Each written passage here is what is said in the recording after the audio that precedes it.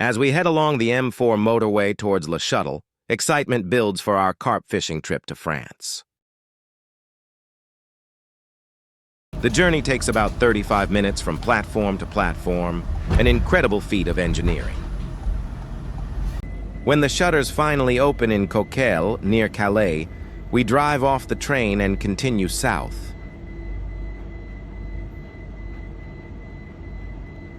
Our destination, Pau, in southwest France, about 15 hours on the road. We will stay overnight in a hotel there before the next leg of our carp fishing adventure. One unforgettable sight is a massive chair standing proudly on a roundabout in Haguet-Mau, a quirky and charming symbol of rural France. Locals often call it the Bridge of Montsoreau, because when you cross it, you glimpse only a little of Varennes, but are treated to a stunning view of Montsoreau and its riverscape.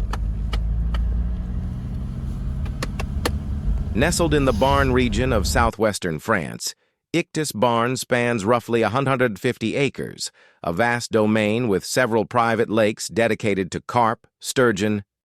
As we pull up to swim number 6, the deepest swim on the entire lake, we're amazed by the size of our safari tent.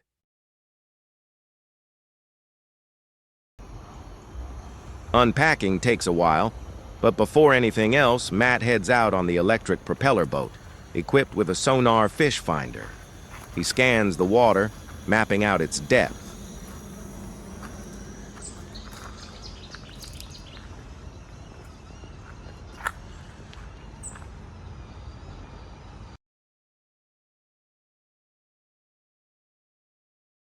After we set up our rods, it didn't take long before one of the lines screamed off around 8:30 p.m. this time. It was Matt's turn to race down and grab the rod.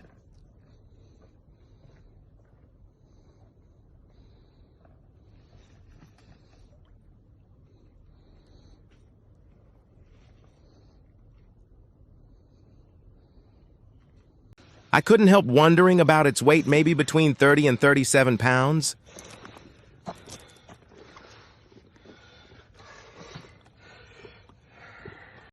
An impressive start for Matt, 33 pounds on the nose.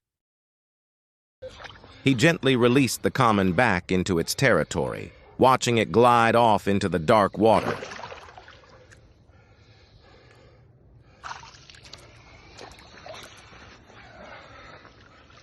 Moments later, another bite alarm went off, the loud vibration echoing through Adam's receiver. Matt was quick to land the fish safely using his net. What an incredible sight from our swim. As Adam heads out on a boat to explore one of the far corners of the lake, about 230 yards away around 40 raps, a big tree hangs low above the water's surface.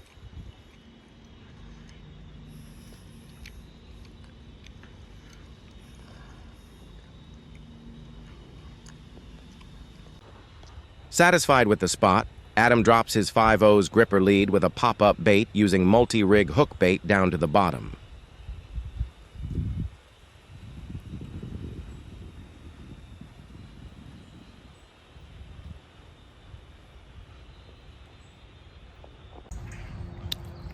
Good morning. It's going good so far within the first 24 hours. We lost one on the first bite. Matthew caught one a common, 33 LLBs, and I had one too, a mirror, 33 LLBs, 12 OOs. It gave a good fight.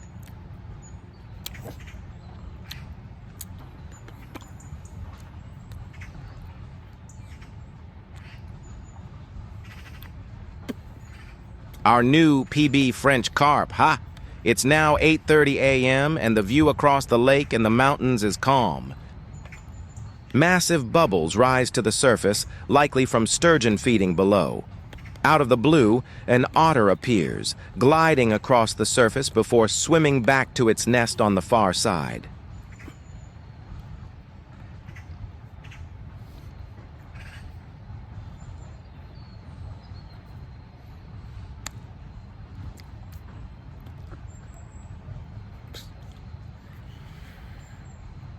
It's quiet for now, but the air is warm around 15 C at 8:30 a.m. Not bad for mid-October.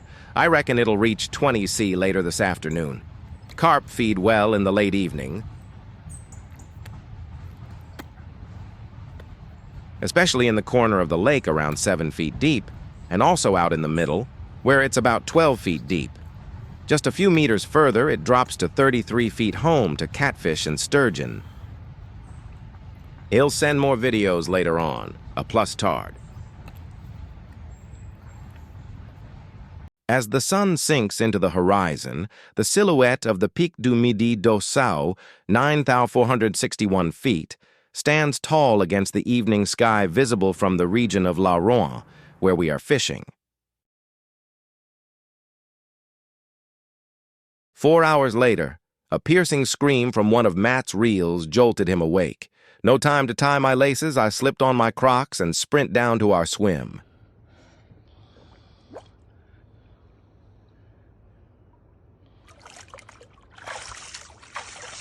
As a third night, what a night it's been. I'm honestly worn out all the traveling, and those late-night battles with the carp are catching up with us.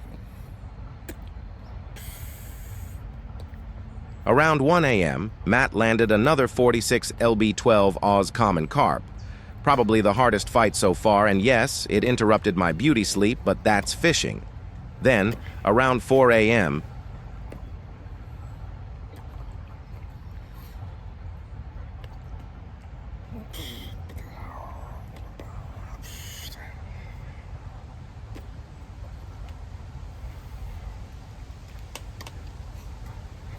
that 51 LB4 Oz mirror carp decided to join the party, another rude awakening in the middle of the night.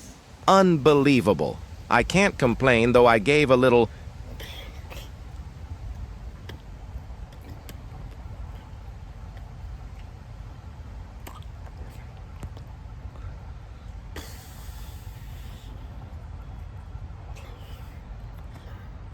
kiss on the forehead before letting it go. Our solid bags and multi-rigs with short hook lengths have been doing the trick this time of year. Now, if you'll excuse me, I'm off to my bed chair for a much-needed afternoon nap. We were expecting another productive night ahead, maybe even early morning action. My brain's still buzzing from those incredible catches.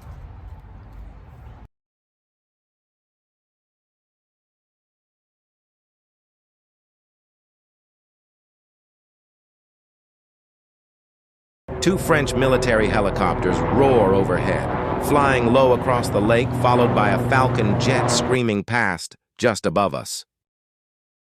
Based in Usain, about 6 miles away. Another lies northwest of Pau, also in the commune of Usain, in the Pyrénées-Atlantiques region. I was half asleep on the bed chair when I suddenly saw Matt race down to grab one of his rods and strike into a fish. It looked heavy as he reeled it in solid resistance all the way.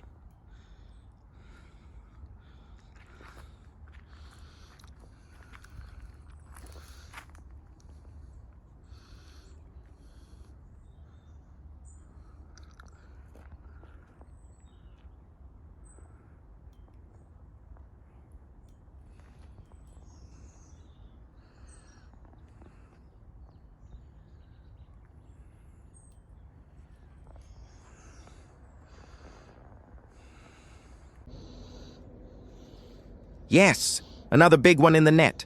Surely it looked over 50.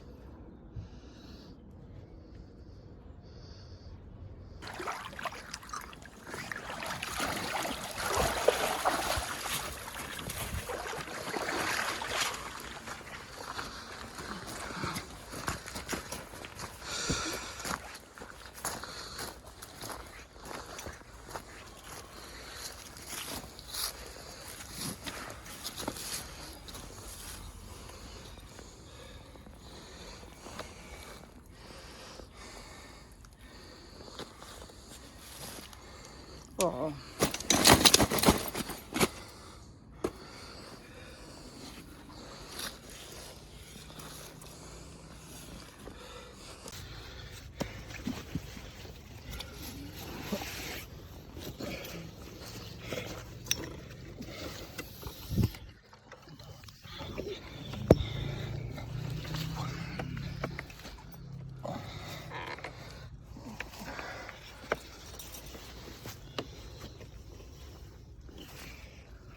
54 pounds on the nose.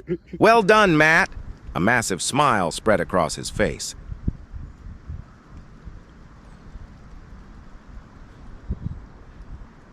Later, as we were setting up the fire pit, I noticed something swimming on the surface of the water. Wow, a beaver. I'd never seen one before. It was an Eurasian beaver, once nearly extinct in France.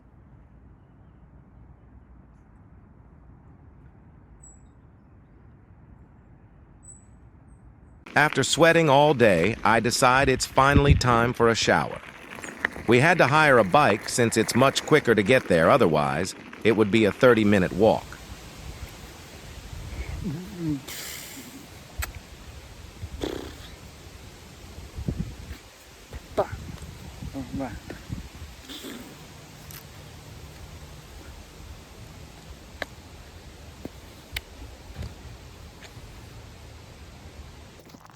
As Matt walked over to the right side to check things out, he suddenly spotted a massive toad.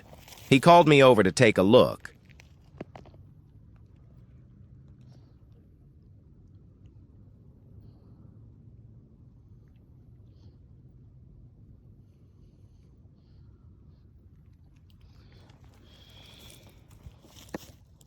And I was completely shocked by how big it was. To show its size, I put my boot down next to it. And that really gives you an idea of how huge this toad is.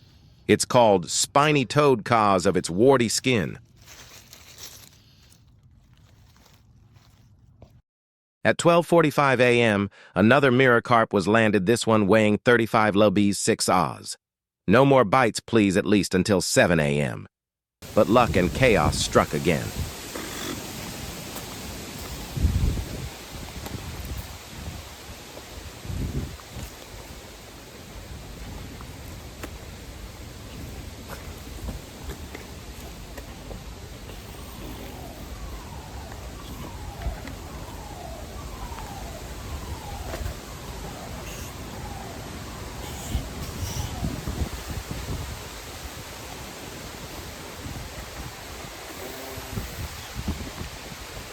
The trees behind me are swaying like crazy.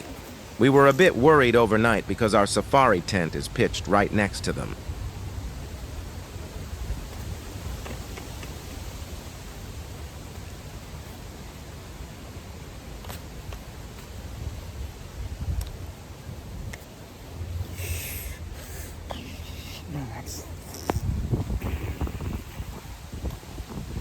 I finally caught a common around 11:30 p.m.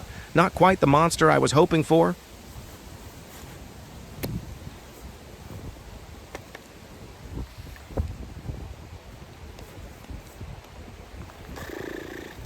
But luck and chaos struck again. At 1:15 a.m., one of our reels screamed off like an express train. After a tough fight, another mirror carp was landed.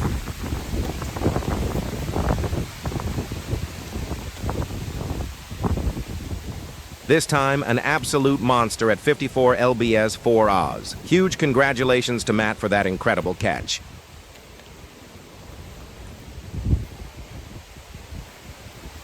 About 20 minutes after we landed the carp, the wind really started picking up. Our rods were bending and the lines were bowing from the gusts.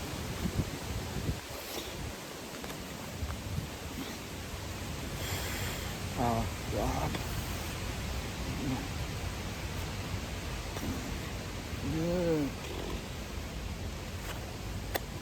Now it's pouring with rain, and it's been like that for hours. Hopefully by around 3 p.m. things will start to calm down a bit. We couldn't risk putting out 2 of our rods. It was far too dangerous to take the boat out since early this morning.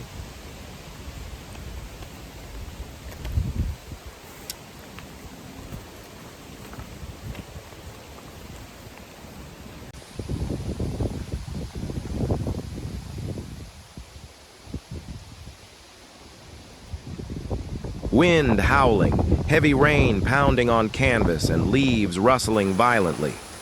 It has not stopped since early morning.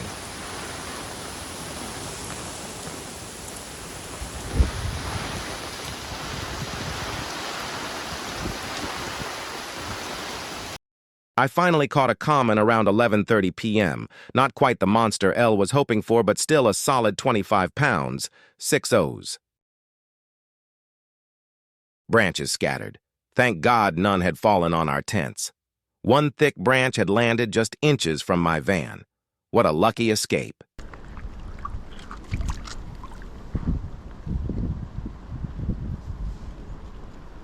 Bobbin rattles, then a sudden violent pull. Me shouting, "Hey!" Bobbin rattled down, then it ripped off. Fish! On!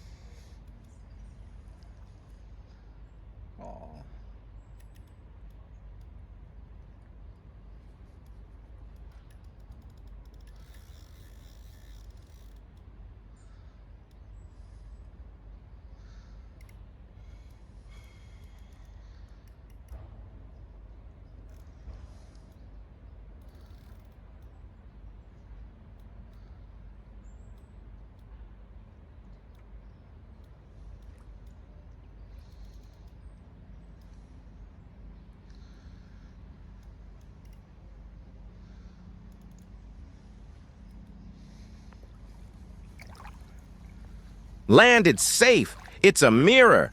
Me in disbelief. Jesus, that's another monster.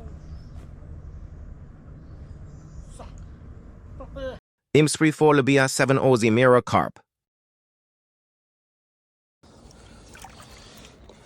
Splash as the fish is released, and away it goes back into the depths.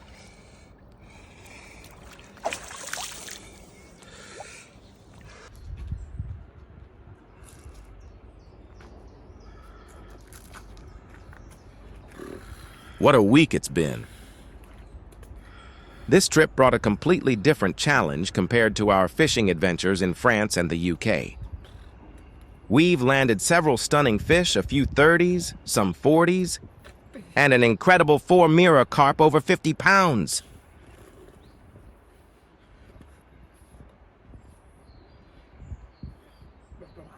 The weather has been unpredictable, like experiencing all 4 seasons in just 1 week.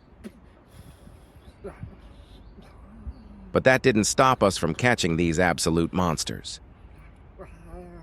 Today marks our last day here, and the conditions couldn't be better for packing everything up and loading the van.